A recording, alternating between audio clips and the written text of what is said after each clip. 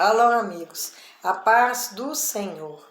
Dando sequência à nossa série Milagres de Jesus, hoje vamos tratar de uma passagem que está em Lucas 7, versículos 11 a 17, que fala da ressurreição do filho da viúva de Naim. Para esclarecer, Naim é um pequeno vilarejo da Judéia, e esse fato aconteceu nesta vila. Vamos à leitura. A ressurreição do filho da viúva de Naim. Em dia subsequente, dirigia-se Jesus a uma cidade chamada Naim, e iam com ele os seus discípulos e numerosa multidão.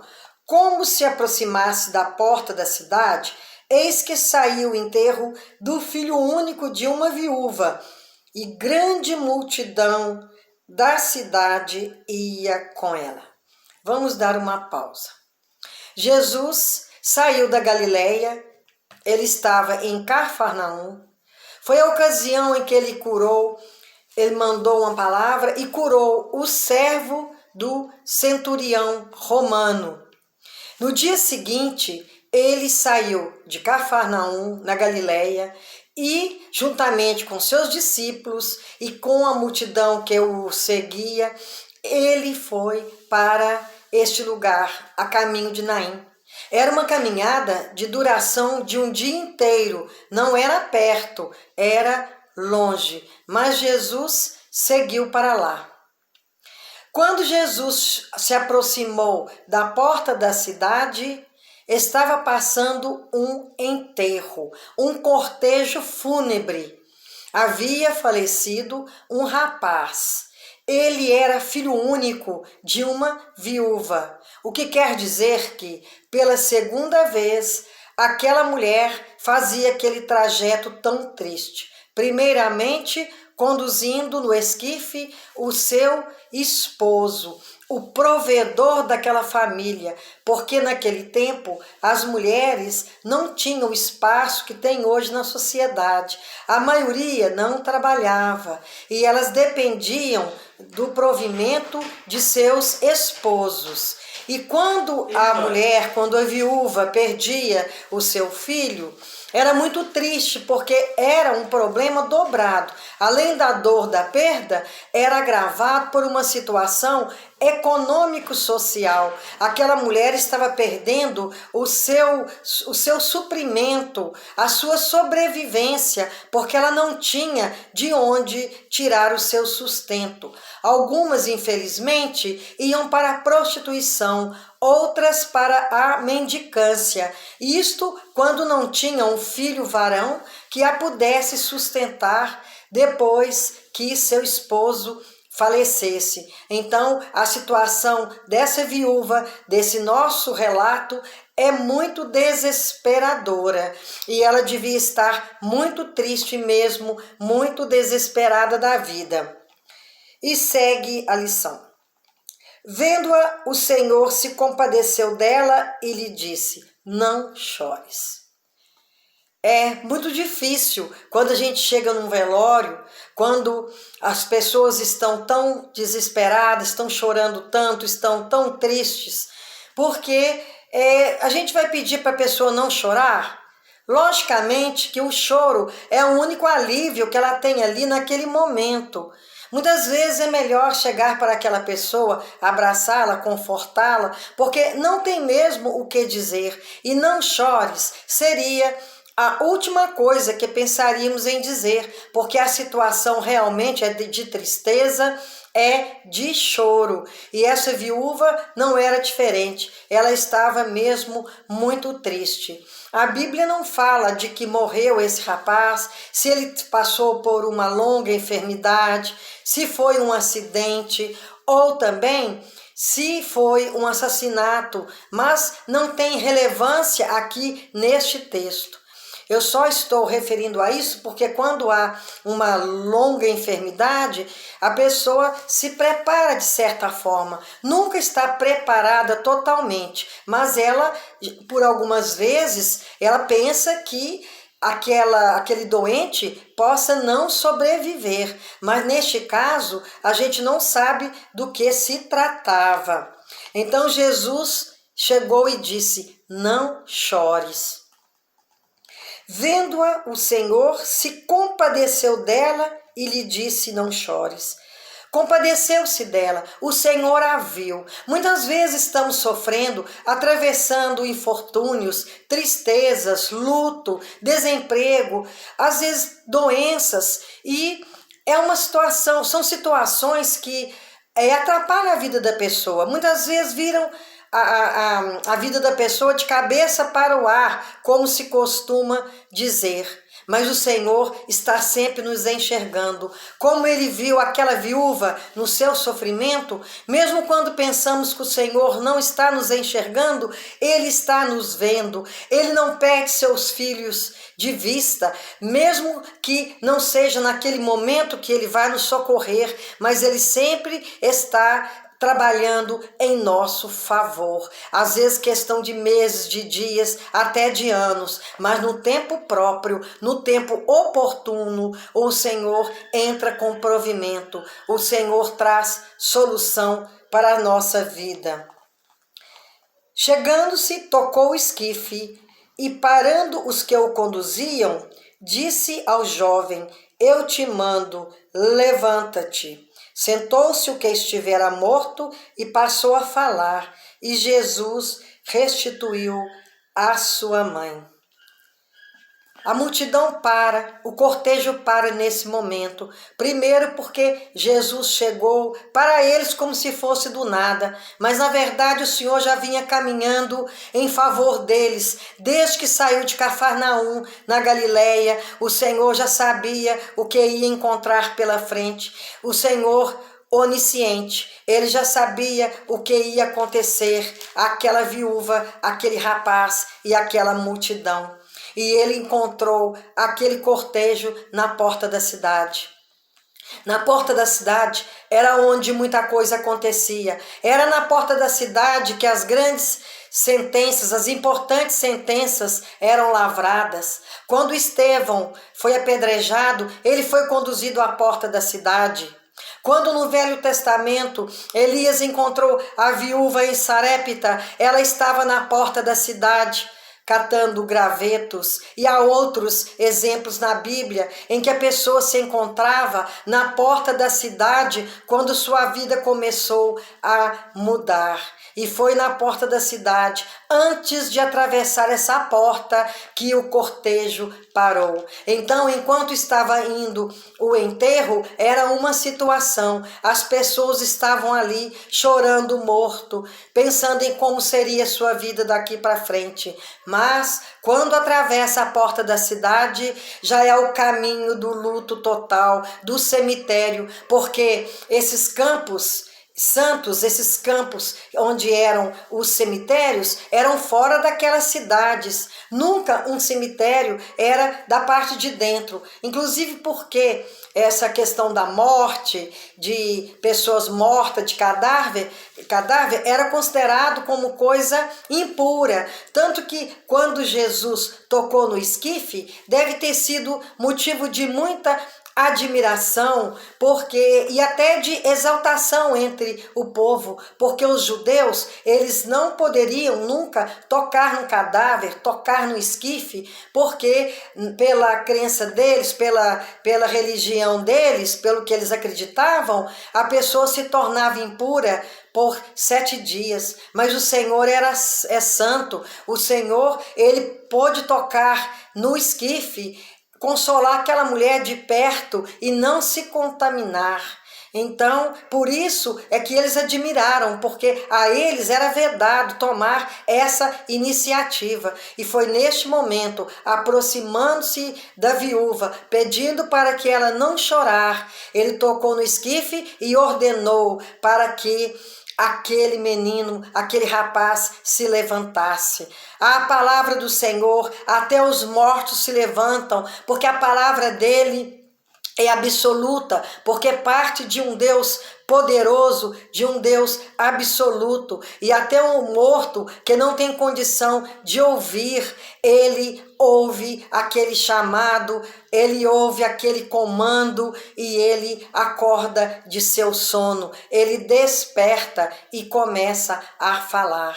O povo judeu, ele já conhecia alguns exemplos de ressurreição no Antigo Testamento. E nós sabemos que Elias, ele ressuscitou o filho da viúva. Nós sabemos que há outras ressurreições na Bíblia. Eliseu, ele ressuscitou o filho daquela mulher que lhe deu pousada. Então, quando uma pessoa caiu no túmulo onde estavam os ossos de Eliseu, essa pessoa levantou e saiu se movimentando, porque não é o morto que fez o milagre, mas é Deus, pelo seu propósito, que levantou aquele morto. Todo milagre tem um propósito de Deus, seja de ressurreição, seja algo aparentemente mais simples. Nada acontece sem a permissão de Deus, nada acontece sem um propósito. Por isso que esse rapaz, que nós não sabemos nem o nome, filho de uma mulher de quem também não sabemos o nome, nem quem seja a sua ascendência, não sabemos nada dela, mas sabemos que ela recebeu uma graça muito grande.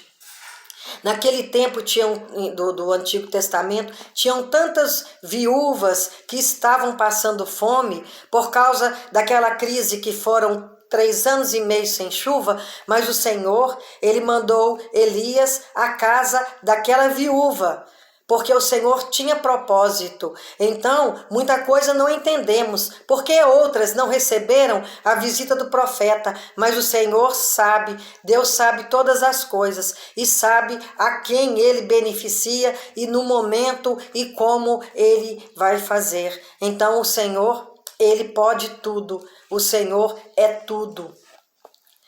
Continuando. Todos ficaram possuídos de temor e glorificaram a Deus, dizendo: grande profeta se levantou entre nós e Deus visitou o seu povo. O povo judeu sempre esperou um profeta para que viesse resolver a sua vida, aliviar as suas dores. Sempre o povo judeu esperava, eles também esperavam o Messias, só que quando o Messias chegou, não foi aceito porque não foi reconhecido. E quando eles viram chegar aquele homem, aparentemente do nada, e levantar aquele moço diante do espanto e do temor da multidão, eles pensaram: agora sim, agora temos um profeta entre nós. Mal sabiam eles que Jesus não é apenas um profeta, é o Filho de Deus, feito homem, feito carne, que veio habitar entre nós para nos trazer o caminho da salvação, porque o Senhor, ele deseja que nós o busquemos em espírito e em verdade, para que sejamos reformados pelo Espírito Santo de Deus e andemos em novidade de vida. Muito provavelmente, essa viúva que recebeu essa tamanha graça e esse rapaz, a vida deles nunca mais foi a mesma.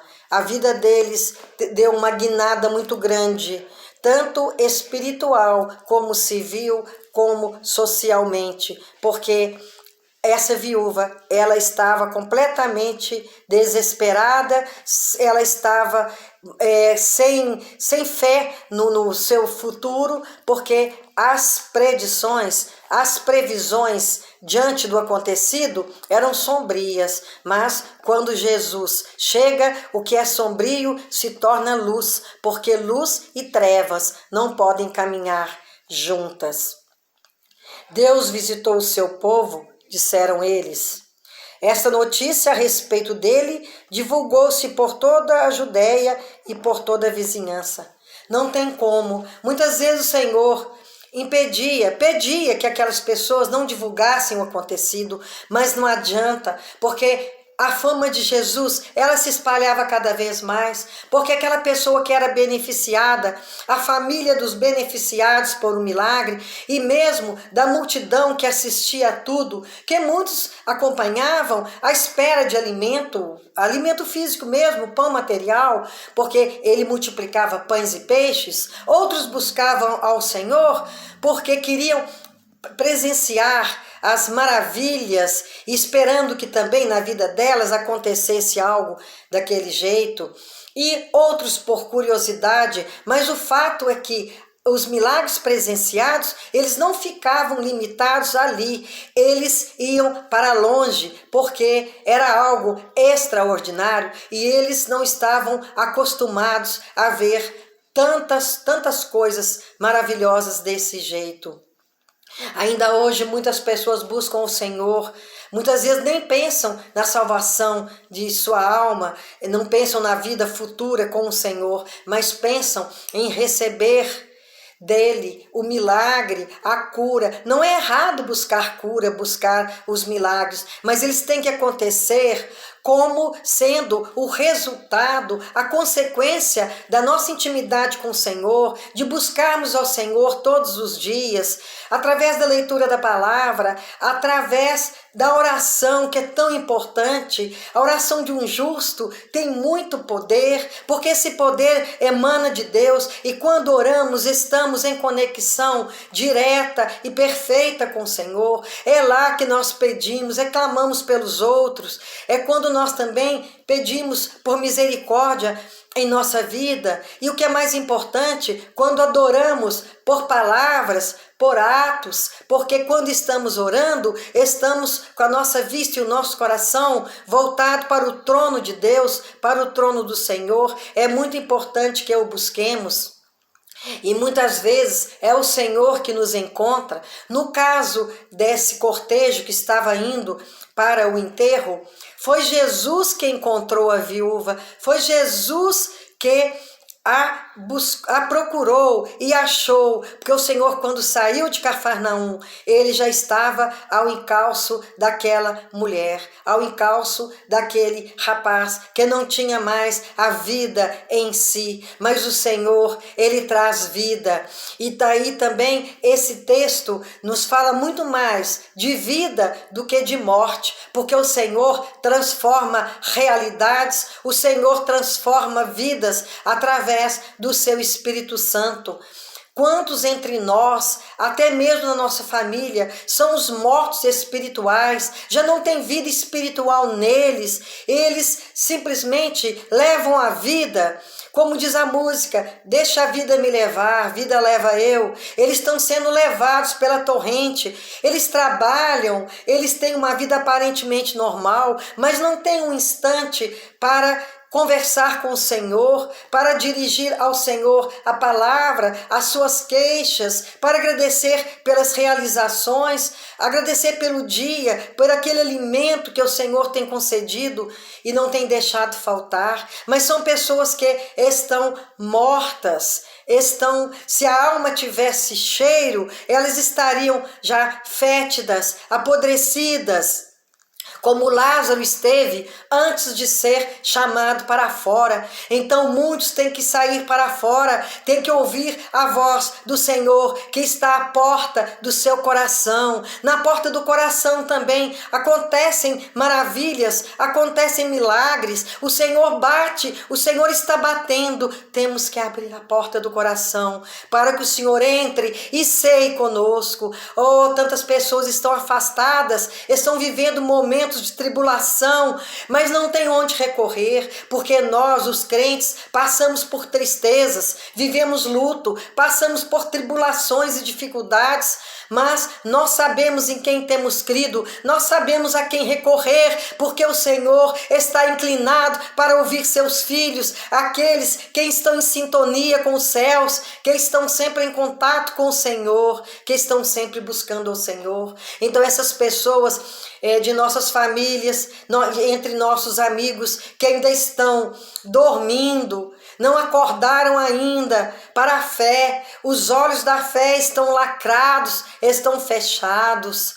Então precisa voltar para o Senhor, porque o Senhor, Ele não está longe. E nós temos que buscá-lo enquanto está perto, enquanto pode nos ouvir. Há tantos filhos, até de crentes, que estão afastados do Senhor, buscando programações que não agradam a Deus, buscando certos divertimentos que só o levam para a perdição. Como também aquele cortejo, a partir do momento que passasse da porta da cidade para fora, aí era o caminho para o túmulo. Muitos jovens estão caminhando para o túmulo, para a morte espiritual, que é a pior de todas as mortes, porque para ela não tem recurso, não tem mais o que fazer, porque ele já está condenado. Então, que nós possamos, enquanto temos vida, buscar ao Senhor, continuar orando por nossos filhos, por nossos amigos, pelos filhos de nossos filhos, pelos filhos de nossos amigos, para que o Senhor se compadeça, para que no coração deles, eles ouçam a voz do Espírito Santo clamando, a voz do Espírito Santo chamando, porque basta dizer: Senhor, eis-me aqui, usa-me a mim. Que o Senhor continue nos usando, porque o Senhor é maravilhoso, porque o Senhor nos leva da morte para a vida, assim como o filho da viúva, que quando nós levantarmos de nosso sono de perdição, nosso sono de inércia, nós podemos sair falando, declarando quem é o Senhor por todos os lugares, porque é assim que tem que ser, quando nós somos gratos, quando estamos felizes, não tem como calar. Que o Senhor nos abençoe, que o Senhor nos guarde, que o Senhor perdoe os nossos pecados. Amém. Que assim seja. Amém.